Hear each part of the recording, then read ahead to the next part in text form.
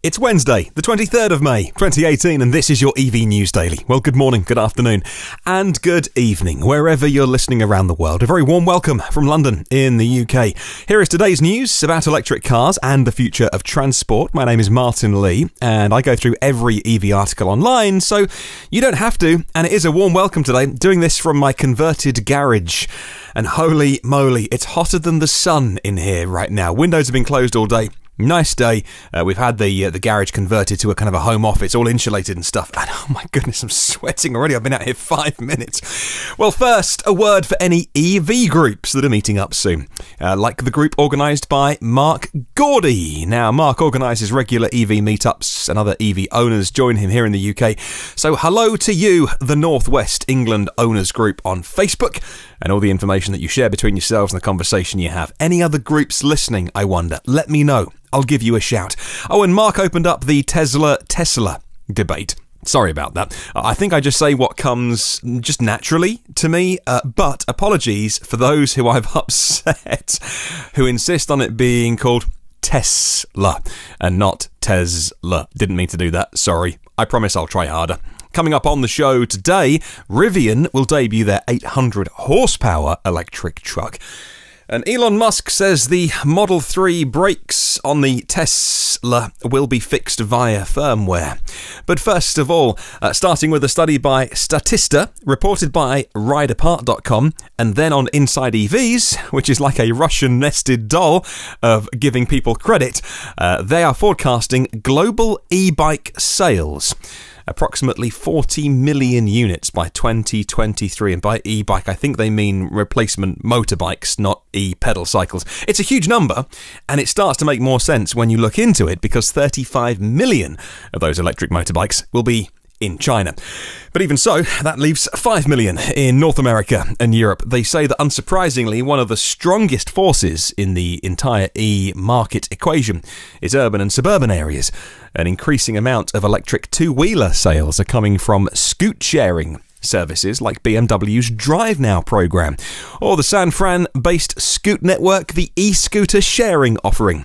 Now, both of those services, in addition to buying large fleets of bikes, also serve as a sort of motorized two-wheeled test drive, introducing the non-riding public to life on two wheels, nipping through the traffic, getting where you want to go quickly, that kind of thing, and doing it silently and with loads of instant torque as well.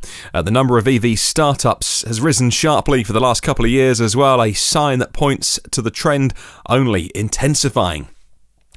Well, Detroit-based electric car startup Rivian Automotive is getting ready to take the stage later this year at the Los Angeles Auto Show. The debut the company will show us is their first electric truck. Now, according to Christian Prenzler for Teslarati, he says Rivian is also creating an 800 horsepower version of their vehicle, capable of 450 miles of range, making it an SUV having the longest all-electric range on the market. Now, these are going to serve the kind of popular American consumer truck segment. When I say truck, don't think semi-truck. We don't really have that kind of Ford F-150 and upwards thing here in the UK or Europe. The roads are too small for a start. However, it's easy to quote numbers, if I'm respectful to Rivian, on something you haven't made yet. They say that the 0 to 60 time on their truck is 2.8 seconds. Now, the CEO, RJ, says it's stiffer than a supercar, telling Engadget there are only a few cars in the world that are going to be as fast as ours, and we have a large 5-passenger truck. The price, then, he says, is from $50,000 up to $90,000. And again, respectfully, you're talking massive performance at not a lot of money. So we'll see, should we? Rivian have their factory already, the old Mitsubishi plant in Illinois. They bought that in January last year. Good luck to them. Hopefully they'll do well. Lots of investment and some amazing trucks. They bring a $50,000 truck on the market, and even up to 90 that's going to do 0 to 60 in 2.8. Good luck. Right, the latest long-term forecast from Bloomberg, New Energy Finance, BNEF, has been a revelation, actually. Not massively changed from their last report, their forecast, apart from one thing, which we'll get onto. It shows sales of electric vehicles increasing from a record 1.1 million worldwide last year to a forecast 11 million in 2025. And the surge will happen up to 2030. Then it goes to 30 million, and that's due to cost parity with combustion being achieved from 2025 onwards. China's leading the transition. Sales there accounting for 50% of global EV market in 2025 and about 40% by 2030. The big thing I mentioned a minute ago, though, is e-buses. Their growth, their development deployment is going to be even more rapid, according to Bloomberg, than for electric cars. Now, according to BNEF's analysis, it shows that electric buses in almost all charging configurations having a lower TCO, total cost of ownership, than a conventional municipal bus by 2019. Well, we're 6 months away from that. There are already over 300,000 e-buses on the road in China alone. Well, staying in China, and China's going to cut tariffs on imported cars down to just 15% from the 1st of July. The Finance Ministry said yesterday, I'm recording this at the end of Tuesday, following a thaw in trade tensions with the USA, says the UK's Daily Mail newspaper, whilst Bloomberg say that for Tesla, a tariff cut is going to provide a boon until they set up local production. Tesla's been working with Shanghai's government since last year to explore assembling their own cars in China, and China saying it will allow foreign new energy vehicle makers to fully own the factories as early as this year. That removed a primary hurdle for Elon Musk. I'll put links to those two stories, Bloomberg and the Mail, in the podcast notes. Well, staying with Tesla this time, and it seems that Ryan McCaffrey from Ride the Lightning Tesla podcast has a direct line to Elon Musk these days, which some superfans of both of those people would probably compare to that old saying about the Pope having a direct line to God. I'm joking. Mostly. However, Ryan said on Twitter, it's probably not this simple. I'm quoting Ryan now. It's not this simple with manufacturing. Wouldn't the robot just reach into the red caliper pile on the assembly line for the cars to be tagged as performance? In other words, it's a different part in practice, if not technically so. So he's talking there about the red brake part seen on the other performance models, to which Elon replied, not specifically about brake calipers, but this, not promising anything, but we might be able to increase Model 3 performance power output a little. And that's interesting. They've done this before. They've often underquoted. They've sold themselves short in order not to overpromise. They tend to underpromise and overdeliver in many cases. I think buyers, though, and I don't know, I'll speak for myself. I think I would be happy to stump up $54,000 for a very, very quick dual motor Model 3, which is the price, rather than an extra $24,000, $78,000 without autopilot is the price for the stupidly quick Model 3. Now, there's always going to be people who want the best, fastest, most optimised one, but the basic dual motor, I mean, it's not even basic, right? That would be amazing for me. I think you got to have a lot of cash lying around to go to $78,000. Maybe then add autopilot just to get those motors that Elon says are optimised, the performance versions. Well, maybe DS are feeling like they're being left out of the EV party because Rachel Burgess in Autocar points out that DS are going to reveal the electric DS3 Crossback, the compact SUV. That's the rival to the kind of Audi Q2 at the Paris Motor Show this October, ahead of a launch in 2019. Now, the EV variant of the new car, which is going to run alongside the traditional powertrains, is going to be available from launch and will offer a range of more than 124 miles. It's an urban-focused car with a 50 kilowatts hour battery pack. She says 50 kilowatts, but I'm going to add the H on that. The DS product boss, Eric Apode, told Autocar that DS has to lead in electric innovation within the PSA group. Also, because of pricing, electric technology has to start with the premium brands first, with the high prices. He said then as pricing decreases, it can go to the other PSA group brands. And I would add that that is a sooner reveal than everything up to now has indicated. The Paris show would be seeing that DS3 a little bit quicker.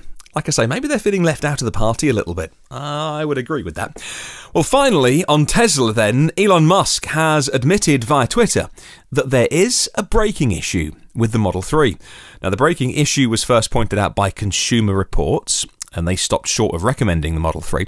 He says, however, it can be fixed with a firmware update, and the electric car maker is going to roll it out in just a few days. He also points out that the Consumer Reports were driving really early versions of the Model 3, which is a criticism that he has levelled at other reviewers, saying cars rolling off the production line now are so much better.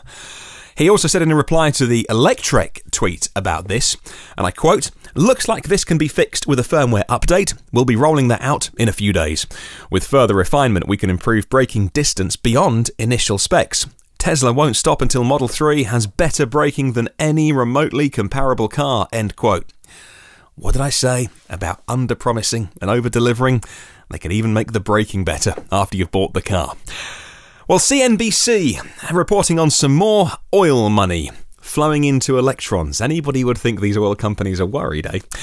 BP said its venture capital arm was investing in the Tel Aviv-based StoreDot as it looks to reduce greenhouse gas emissions in its operations. StoreDot develops so-called flash batteries, lithium-ion batteries, it says, can charge EVs in minutes. I've said before that they're promising a lot for a product that isn't commercialised yet, but they're getting investment, so maybe it's all true. Ultra-fast charging at the heart of BP's electrification strategy, says their chief executive of downstream business. They also said that StoreDot's technology shows real potential for car batteries that can charge in the same time it takes to fill a gas tank. The range on the StoreDot batteries is said to be 300 miles, but yeah, the product won't even be commercialised initially until 2018. It's a massive promise. If StoreDot can pull it off, it's going to change everything, right? Well, finally, Nissan Europe chief Gareth Dunsmore has responded to suggestions that vehicle-to-grid V2G, which is being led in many ways by Nissan because of the CHAdeMO connector, says some of the criticism is that it is going to drain your battery, kill your battery, that people won't do it because they want 100% on their EV when they get in the morning.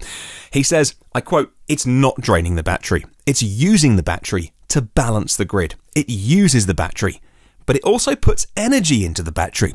It's going up and down rather than draining. It's a balancing, right?